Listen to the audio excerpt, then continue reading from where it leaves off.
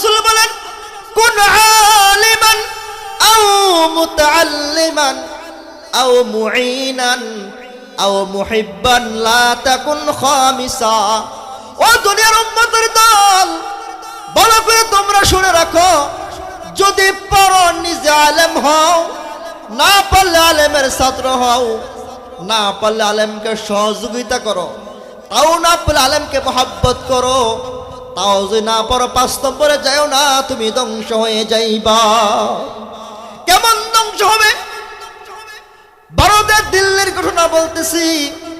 একজন আল্লাহওয়ালা বুজুর্গ মসজিদের ইমাম ফজরের নামাজ পড়াইয়া মাদ্রাসায় রওনা হয়েছেন ক্লাস করার জন্য।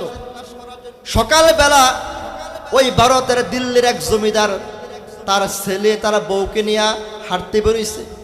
দেখবেন অনেক মানুষ এখন সকালে হাঁটে ডায়াবেটিস নিয়ন্ত্রণ করার জন্য। তো এক জমিদারের ছেলে তার বউকে নিয়ে হাঁটতে বেরোইছে। হুজুরও মাদ্রাসায় যাচ্ছেন, রাতে বৃষ্টি হয়েছিল, একটু কাদা ছিটে জমিদারের ছেলের বউয়ের কাপড়ে লাগছে। জমিদারের ছেলে হঠাৎ করে হুজুরকে থাপ্পড় বসিয়ে দিল। হুজুর কিছুই বললেন না, হুজুর মাদ্রাসায় চলে গেলেন।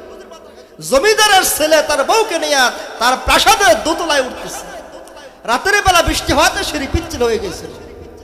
সিঁড়ি থেকে পড়ে ওই জমিদারের ছেলে মাথাটা পাথরের মধ্যে পড়ে জমিদারের ছেলে দুনিয়া থেকে বিদায় হয়ে গেছে। এবারে জমিদারের ছেলের বউ কাঁদতেছে আর বলতেছে, আমার স্বামী হুজুরকে থাপ্পড় দিয়েছে, মনে হয় হুজুর বদদোয়া করেছে যে আমার স্বামী মারা গেছে। জমিদার হুজুরকে টাকায় নিয়ে আসছে, হুজুর আপনি কেন বদদোয়া করলেন আমার ছেলে মারা গেল? হুজুর ডেকে বলেন, ও জমিদার, তোমার ছেলে তার বউকে অনেক ভালোবাসে, একটু কাদা তার গায়ে লাগছে, তার কষ্ট লেগেছে, তাই আমাকে থাপ্পড় মেরেছে। কিন্তু আমার মালিক আল্লাহ, আমার মালিক আমাকে ভালোবাসে, আমাকে যে থাপ্পড় মারছে আমি বদদোয়া করি নাই, আমাকে থাপ্পড় দিছে আমার আল্লাহর সহ্য হয় নাই, আমার আল্লাহ প্রতিশোধ নিয়ে নিয়েছে। তাই সাবধান হন, আলেমের বিরোধিতা করা যাবে না, ইসলামের বিরুদ্ধে যাওয়া যাবে না, 5 নম্বরে যাওয়া যাবে না। আল্লাহ রাসূল বলেন, নিজে আলেম হয়ে যাও, না পারলে আলেমের ছাত্র হও, না পারলে আলেমকে সহযোগিতা করো, না পারলে মহব্বত করো। মহব্বত করতে টাকা পয়সা লাগে না, একটু সালাম কালাম দিবা, কি লাভ হবে? আল্লাহ রাসূল বলেন, যখন কোনো মানুষ কোন আলেমের সঙ্গে মুসাফা করে, সে যেন মনে করে আমি নবীর সঙ্গে সে মুসাফা করলো। যখন কোনো মানুষ কোন আলেমকে মেহমানদারি করলো, সে যেন আমি নবীকেই মহব্বত করলো। যখন কোনো সাধারণ মানুষ আলেমের দিকে তাকায়া থাকে, সে যেন আমি নবীর দিকেই তাকায়া রইল। প্রিয় হাজরিন, আমি যে আয়াতে কারিমা তেলাওয়াত করেছি, হাদিস পাঠ করেছি, ইনশাআল্লাহ সংক্ষিপ্ত পরিসরে আমি আলোচনা করার চেষ্টা করব। মা তাওফীক ইল্লা বিল্লাহ। আমরা সকলেই দুনিয়ার জমিনে শান্তি চাই, পরকালে মুক্তি চাই। দুনিয়ার শান্তি কোন পথে, পরকালের মুক্তি কোন পথে, এই বিষয়গুলো আমরা জানবো কোরআন এবং সুন্নাহ থেকে। যারা কোরআন সুন্নাহ ভালোভাবে আমরা পড়তে পারি নাই, শিখতে পারি নাই, উলামায়ে কেরামের জবান থেকে এরকম মাহফিলে বসে ইনশাআল্লাহ শুনবো। আমরা সকলেই কিন্তু চাই দুনিয়াতে শান্তি। শান্তি কাকে বলে? শান্তি হলো যে ব্যক্তি আল্লাহ তাআলাকে রাজি রেখেছে, সন্তুষ্ট রেখেছে, যদিও তার অভাব থাকে, গাড়ি বাড়ি না থাকে, সে আল্লাহর হুকুম পুরা করে, সে ইটের মধ্যে মাথা দিয়েও ঘুমাইতে পারে। যদিও তার গাড়ি বাড়ি নাই, বাহ্যিক সুখ নাই, কিন্তু তার দিলে যে সে আল্লাহকে জায়গা দিয়েছে, তাই এই সুখ যে নাই, তার দুঃখ, এই দুঃখ তার কাছে সুখ মনে হয়। আরেক দল মানুষ অনেক ধন সম্পত্তির মালিক, কিন্তু আল্লাহকে সে নাফরমানি করে নারাজ করে দিয়েছে। সে নামাজ পড়ে না, রোজা রাখে না, আমল করে না, কিন্তু তার গাড়ি বাড়ি আছে। তার গাড়ি বাড়ি থাকা সত্ত্বেও এই সুখ তার দুঃখ মনে হয়, তার দিলে শান্তি না থাকার কারণে। প্রাণের ভাই বন্ধুগণ, একজন লোক বাড়ির দারোয়ান গেটের মধ্যে মশার কামড় খায়া বাঙ্গা চেয়ারে বসে ঘুমায়। বাড়ির মালিক 10 তলার উপরে বক্স খাটের মধ্যে এসির মধ্যে ট্যাবলেট খেয়ে ঘুমাইতে পারে না। ব্যালকনি দিয়ে তাকিয়ে আছে নিচের দিকে, দেখে তার গোলামটা, চাকরটা, দারোয়ানটা বারান্দার নিচে গেটের মধ্যে বসে মশার কামড় খেয়ে ঘুমায়। মালিক দৌড়ে নেমে কয়, ও গোলাম, ও চাকর, দারোয়ান, আমি ট্যাবলেট খেয়ে ঘুমাইতে পারি না, তুমি কি করে এরকম মশার কামড় খেয়ে ঘুমাও? চাকরটা ডেকে বলে, মালিক, যদিও আমি মশা কামড় খাই, কিন্তু আমি আল্লাহকে রাজি রেখেছি, 5 ওয়াক্ত নামাজ পড়ি, আমার রবকে আমি রাজি রেখেছি, আমার দিলে শান্তি আছে। আমার গাড়ি বাড়ি না থাকলেও আমি কিন্তু অনেক সুখী আছি, এটাই আমার শান্তি, কারণ আমি মালিক আল্লাহকে রাজি রেখেছি। ও মালিক, আপনি ওই রবের গোলামি করেন যিনি আমার মালিক, সবার মালিক, আপনারও মালিক। ওই মালিককে রাজি করলে কিন্তু আপনি দুনিয়াতে শান্তি পাবেন, এটাই হলো সবচাইতে বড় শান্তি। তাই তো কবি বলেন, 10 তলাতে নাই রে শান্তি, শান্তি হলো গাছতলায় যদি দিলে শান্তি রয়। ঠিক কিনা বলেন? তাই আপনাকে আমাকে মহান রবকে রাজি করতে হবে, আর রবকে রাজি করতে হলে আমাদেরকে হালাল তরিকায় দুনিয়ার জমিনে জীবন যাপন করতে হবে, কোরআন সুন্নাহ মোতাবেক চলতে হবে। তাই আমাদের রিজিকটাকে হালাল বানাইতে হবে।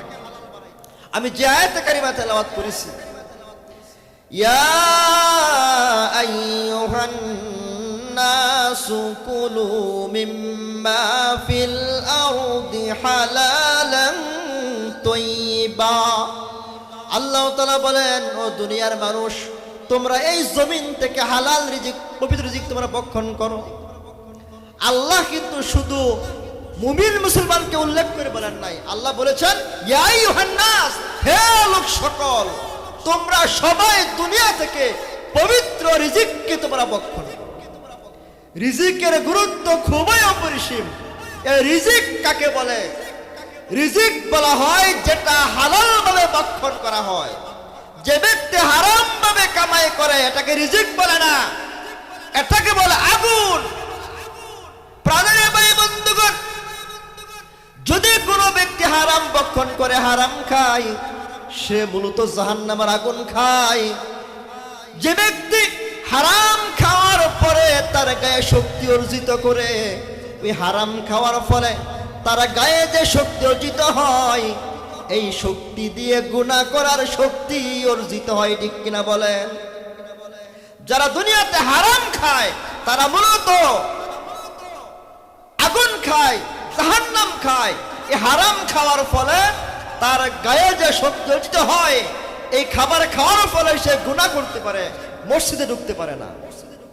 আর যে ব্যক্তি হালাল ভক্ষণ করে, হালাল রিজিকের কারণে তার গায়ে যে শক্তি অর্জিত হয়, তার দ্বারা নেক আমল করার শক্তি অর্জিত হয়। সুবহানাল্লাহ। প্রাণের ভাই বন্ধুগণ, হালাল রিজিক, পবিত্র রিজিক খাওয়ার যে একটা পদ্ধতি আছে, যারা হালাল খায় এর প্রভাবটা কিন্তু পশু পাখির মধ্যেও পড়ে। যেমন দেখেন, যেহেতু সময় সংক্ষিপ্ত, বিস্তারিত কথা বলা যাবে না, কুকুর এবং বিড়াল দুইটা প্রাণীর মাধ্যমে আমি বুঝিয়ে বলি। কুকুর খায় নাপাক পায়খানা, মরা বস্তু, আর বিড়াল খায় হলো ভালো পবিত্র জিনিস, দুধ খায়, চুরি করে খায়, ইলিশ মাছটা খায়, শুটকি খায়, দুধ খায়। এই কারণে কুকুর হারাম খাওয়ার কারণে সে দেখবেন তার আওয়াজটা কর্কশ, তার বাসা শুনলে সবাই ভয় পায়, কুকুরে ডাক দিলে সবাই ভয় পেয়ে সতর্ক হয়ে যায়, তার চরিত্রটাও খারাপ, দেখলেই কামড় দিতে মন চায়। আর বিড়াল পবিত্র একটা প্রাণী, কুকুর হলো নাপাক প্রাণী। কুকুর যদি কোনো বর্তনে পাতিলে মুখ দেয়, ওই বস্তুটা নাপাক হয়ে যায়। কোনো পাত্রে কুকুরে মুখ দিলে 7 বার দৌত করতে হবে। যে কোনো খাবারে কুকুরে মুখ দেয়, ওই খাবারটা আপনি খেতে পারবেন না। বিশ্ব নবীর জীবনে, বিশ্ব নবী হুজরাখানায় আছেন, জিব্রাইল নবীজির কাছে আসছে দেখা করার জন্য, কিন্তু বাহিরে দাঁড়ায় রইছে। নবীজি কয়, জিব্রাইল তুমি কেন আমার কাছে আসতেছ না? জিব্রাইল বলল, আল্লাহর নবী, আপনার ঘরে আপনার নাতি একটা কুকুর ছাড়া নিয়ে আসছিল, তার একটা পশম আপনার ঘরে পড়ে আছে, তাই আমি ঘরে ঢুকতে পারতেছি না। কুকুর এতই না পাক, সে নিজেও না পাক, খাও না পাক। কিন্তু বিপরীত হলো বিড়াল।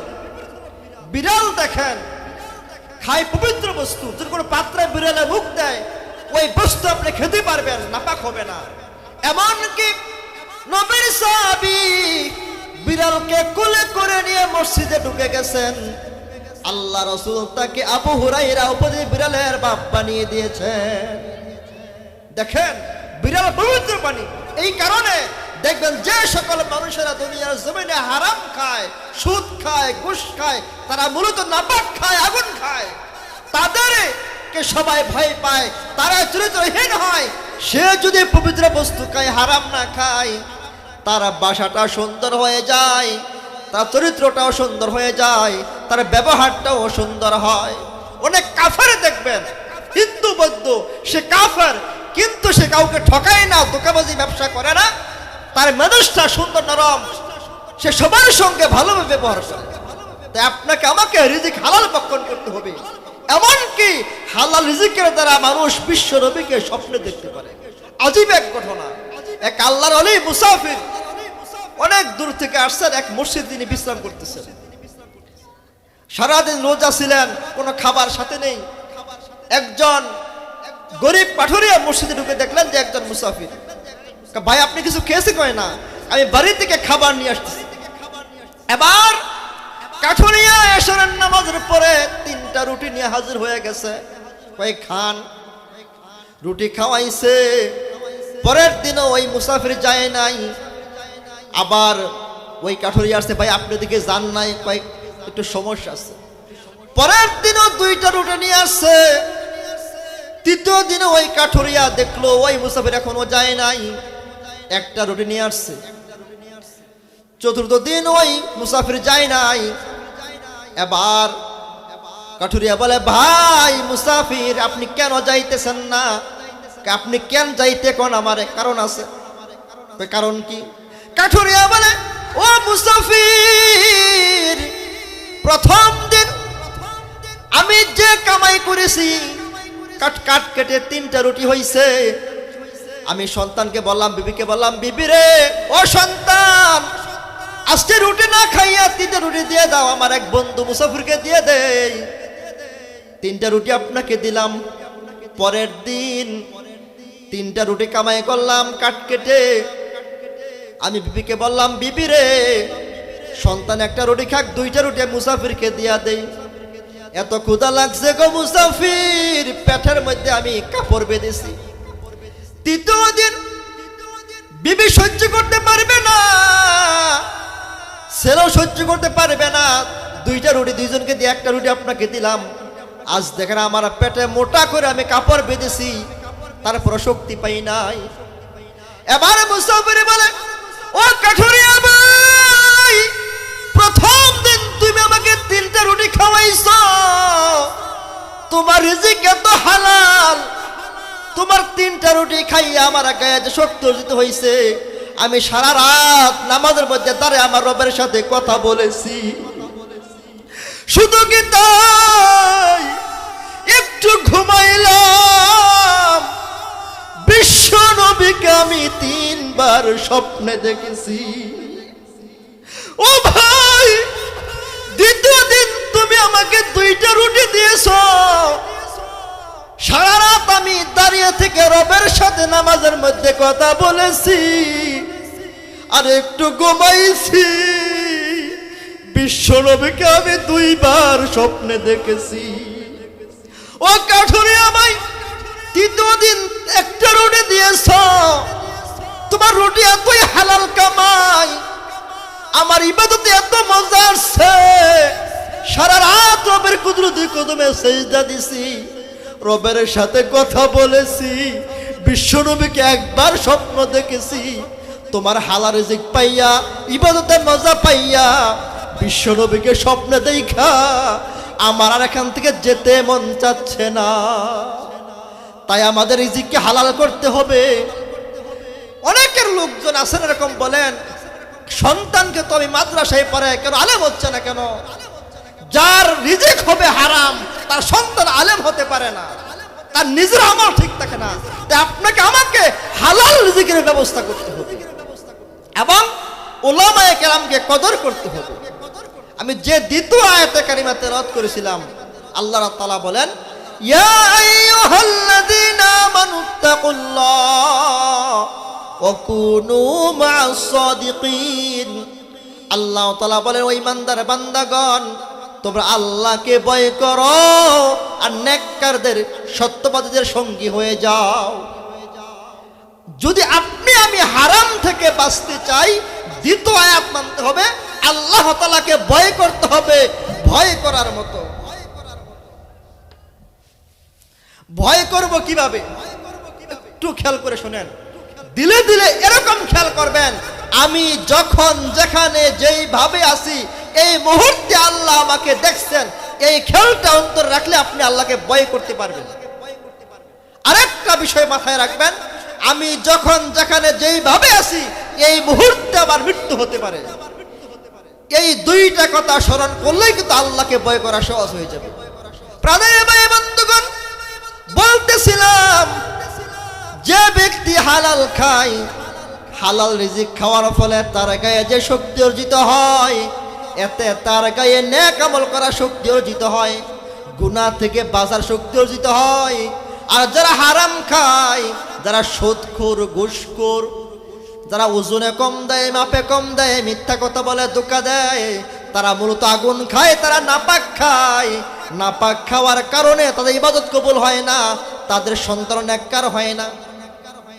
আরেকটি কথা এই ফাঁকে বলে রাখি, আপনার সন্তানকে আপনি যদিও নিয়ত করছেন ডাক্তার, ইঞ্জিনিয়ার বানাবেন, পাইলট বানাবেন, কমপক্ষে তাকে এরকম মাদ্রাসায় ভর্তি করে কোরআনটা শুদ্ধ শিখিয়ে দেন, নামাজটা শিখিয়ে দেন, যেন সে ছোটকাল থেকেই কোরআন শরীফ পড়তে পড়তে নামাজি হতে হতে জান্নাতে হতে হতে বড় হয়। সুবহানাল্লাহ।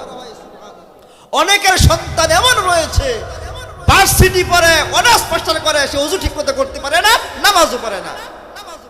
তাই আপনাকে আমাকে সন্তানকে নেককার বানানোর দায়িত্ব নিতে হবে। প্রাণের ভাই বন্ধুগণ, একটা সন্তান যে নাকি বেনামাজি হয়, নামাজ না পড়ে, সে যখন আস্তে আস্তে গুনাহ করতে করতে বেনামাজি হতে হতে বড় হয়, পাপিষ্ঠরা যত বয়স বাড়ে বৃদ্ধ হয়, তার সম্মান কমতে থাকে, চেহারাও কালো হতে থাকে। কারণ হলো সে তো মৃত্যুর সঙ্গে সঙ্গে জাহান্নামে চলে যাবে। তাই তার চেহারা কালো হয়ে যায়, তার ব্যবহারটা অভদ্র হয়ে যায়, তাকে সবাই ঘৃণা করতে থাকে। আর দেখবেন যারা দুনিয়াতে নামাজ পড়তে পড়তে, নেক আমল করতে করতে বড় হয়, বৃদ্ধ হয়, তাদের সম্মান আস্তে আস্তে বাড়তে থাকে, তাদের সম্মান বাড়ে, চেহারাও সুন্দর হতে থাকে। কারণ তারা তো জান্নাতের কাছাকাছি যেতে থাকে, ঠিক কিনা বলে? যে সকল মানুষ যদি আলেম হয়, প্রথমে সাধারণ শিক্ষক, পরে মুহাদ্দিস, পরে শাইখুল হাদিস, পরে দেখবেন তাকে ওলামায়ে কেরামরা হেলিকপ্টার দিয়ে বিভিন্ন মাহফিলে নিয়ে যায়। আহমদ শফী ছিলেন, তাম বাংলাদেশ তিনি হেলিকপ্টারে চড়ে চড়ে হুইল চেয়ারে করে ঘুরেছেন। বয়স বেড়েছে তো দামি হয়ে গেছেন। যদি আলেম না হয়, মুরব্বী হয়, তাবলীগে যায়, নামাজ পড়ে, দেখবেন সন্তান তাকে মহব্বত করে, সে সুন্দর সুন্দর গল্প করে, তার আত্মীয় তাকে কাছে ফিরে সেবা করতে থাকে। আর দেখবেন বেনামাজি মুরব্বী যারা, তারা বয়স বাড়ে, চেহারা কালো হয়, খিটখিটে মাজা হয়ে যায়, সন্তান তাকে বাড়ি থেকে বের করে দেয়। এটাই বাস্তবতা। তাই আসুন আমরা নিজেরা নেক আমল করতে করতে জান্নাতি হতে হতে বড় হই। আল্লাহ তৌফিক দান করুন বলে আমিন। আরেকটি কথা হলো, আপনাকে আমাকে উলামায়ে কেরামের সান্নিধ্যে থাকতে হবে। বিশ্বনবী বলেন, আমার উম্মতের শেষ জমানায় এমন একটা সময় আসবে, হাতের মধ্যে আগুন রাখলে যেই পরিমাণ কষ্ট হয়, ঈমান রাখার সাথে বড় কঠিন হবে। কিন্তু তিনটা আমলে যারা জড়িত থাকবে, তারা ঈমান নিয়েই জান্নাতি হয়েই কবরে যাবে। সুবহানাল্লাহ।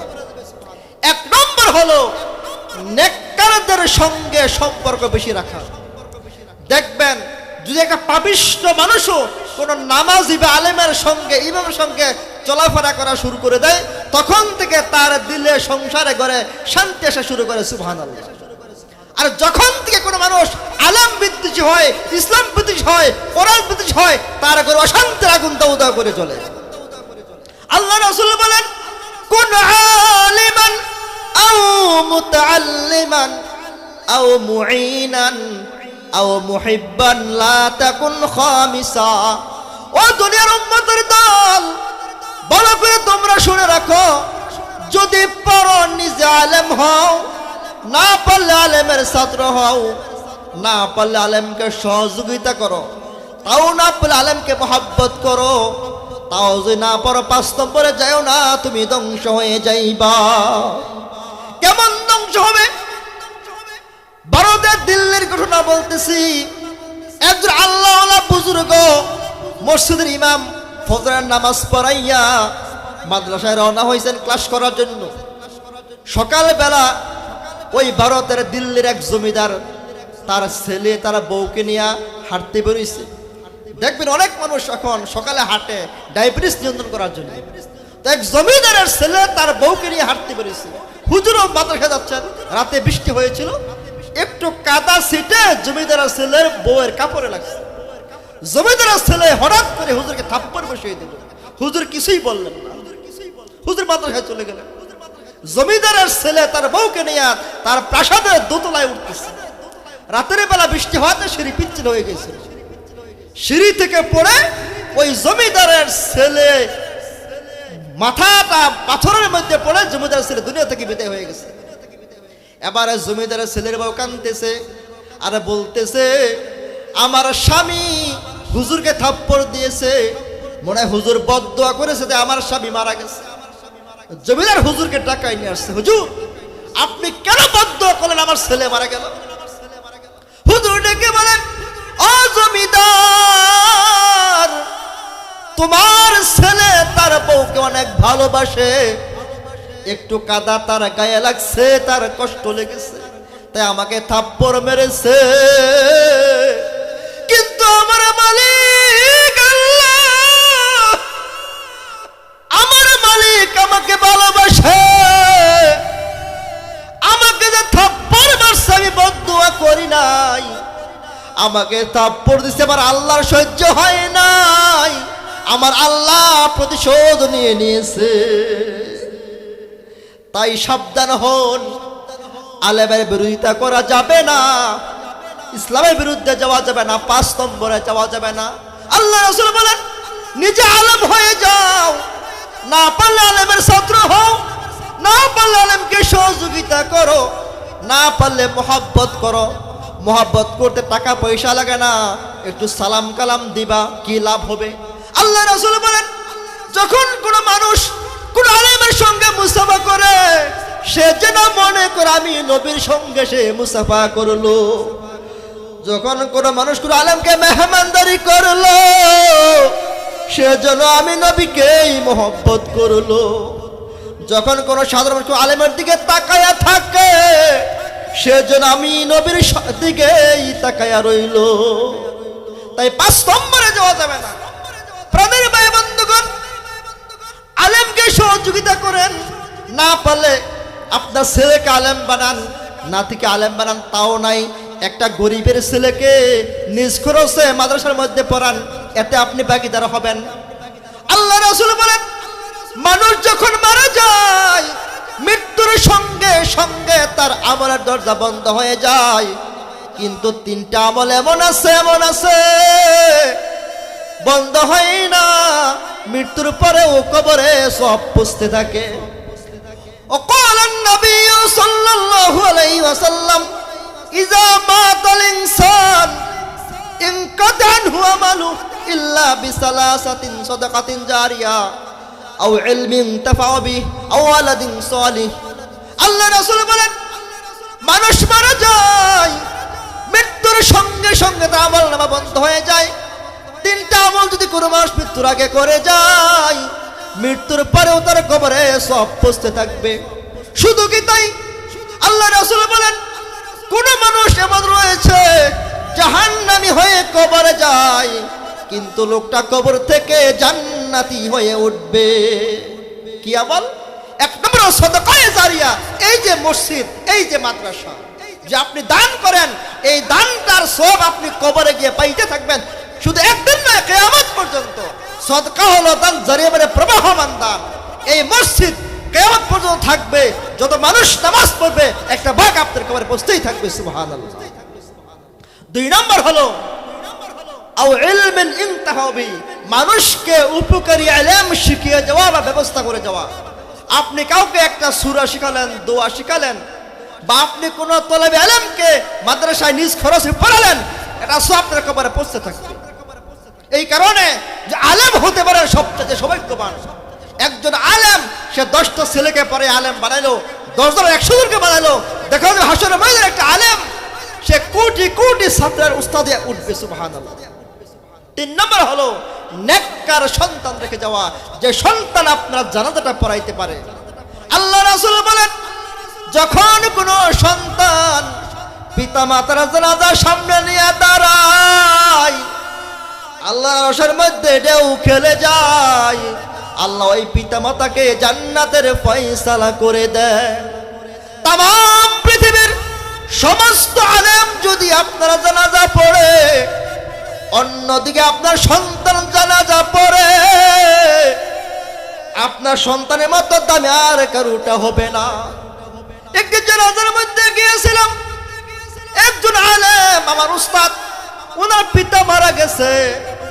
পিতার লাশটা সামনে নিয়ে যখন জানাজা নামাজে দাঁড়াইলেন, এত আবেগ নিয়ে তাকবীর গুলো বলতেছিলেন, মানুষগুলো জোর জোর করে কাঁদতে শুরু করেছিল। দাফন করার পরে যখন হুজুর দোয়া করতেছিলেন, রব্বির হামহুমা কামা রব্বায়ানি সগীরা, এত আবেগ নিয়ে দোয়া করতেছিলেন, আমার চোখের সামনে দেখলাম কিছু মানুষ কাঁদতে কাঁদতে মাঠের মধ্যে পড়ে গিয়েছিল। কমপক্ষে সন্তানকে এমন যোগ্য বানান, সে ডাক্তার হলেও যেন আপনার জানাজাটা পড়াইতে পারে। মুহতারাম হাজরিন, শেষ কথা হলো সন্তানকে নেক আমল শিখাবেন এই মাদ্রাসায়। যদিও আপনার উদ্দেশ্য থাকে ডাক্তার ইঞ্জিনিয়ার বানাবেন, আপত্তি নাই, কমপক্ষে তাকে ছোটকালে মাদ্রাসায় ভর্তি হওয়ার পরে তাকে কোরআনটা শুদ্ধ শিখান, নামাজটা শিখান, যেন সে নামাজ পড়তে পড়তে আমল করতে করতে জান্নাতে হতে হতে বড় হতে থাকে। আরেকটি কথা বলতে চাই শেষ করার আগে, যখন কারো সন্তান জন্ম নেয় পিতামাতার কিছু দায়িত্ব থাকে। 1 নম্বর হলো সন্তানের ডান কানে আজান, বাম কানে একামত দেওয়া। আরেকটা দায়িত্ব হলো সন্তানের মুখে তাহানিক করা। ভালো করে বুঝবেন, তাহানিক বলা হয় কোন হক্কানি বুজুর্গ আলেমের মুখে খেজুর চিবানো লালা বা মিষ্টি দ্রব্য কিছু চিবিয়ে ওই বাচ্চার মুখে দেওয়া। যারা বাচ্চার প্রথম খাবারটা, যে মানুষটা মাদ্রাসায় পড়তে পড়তে আমল করতে করতে জান্নাতে হতে হতে বড় হয়েছে, তার মুখের লালাটা যে আপনার বাচ্চার মুখে পড়ে, ইনশাআল্লাহ আল্লাহ হবে। সুবহানাল্লাহ।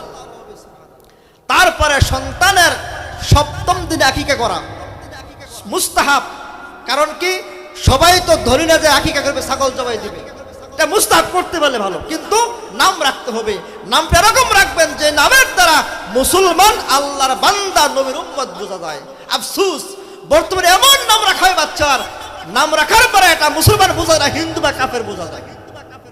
আল্লাহ রাসূল বলেন হাসরের ময়দানে যখন বান্দাকে কোনোভাবেই মুক্তি দেওয়া যাচ্ছে না, জান্নাতে নেওয়া যাচ্ছে না, আল্লাহ তাআলা শেষ দিকে বান্দার নামটা ভালো হলে নামের উসিলা করে জান্নাতের ফয়সালা করে দিবেন। আল্লাহ তাআলা হাসরের ময়দানে আব্দুল্লাহ নামে একটা আল্লাহর ওলিকে ডাক দিবেন। দুনিয়ার সকল আব্দুল্লাহ এসে হাজির হয়ে যাবে। আল্লাহ বলবেন, তোমরা কেন আসছো? আমি তো আমার বন্ধু আব্দুল্লাহকে ডেকেছি, তোমরা কেন আসছো? তারা বলবে, রব্বুল আলামিন, আমাদের নাম তো আব্দুল্লাহ, তাই আমরাও চলে আসছি। আল্লাহ ডাক দিয়ে বলবো, আব্দুল্লাহর দল, আমার বন্ধুর নামের সঙ্গে তোমাদের নাম মিলে গেছে, আমার নামের সঙ্গে তোমাদের নাম মিলে গেছে, তাই আমি এই কারণে উসলে তোমাদেরকেও জান্নাতের ফয়সালা করে দিলাম। ঈসা নবীর মা মরিয়মকে ডাক দিবেন, মরিয়ম নামের সকল মহিলা এসে যাবে। আল্লাহ বলবেন তোমরা কেন আসছো? আমি তো ঈসা নবীর মা মরিয়মকে ডেকেছি। তারা বলবে আল্লাহ আমাদের নাম তো মরিয়ম, তাই আমরা এসে গেলাম। আল্লাহ বলবেন যাও যাও যাও, আমার নবীর মায়ের উসিলায় তোমাদেরকেও জান্নাতের ফয়সালা করে দিলাম।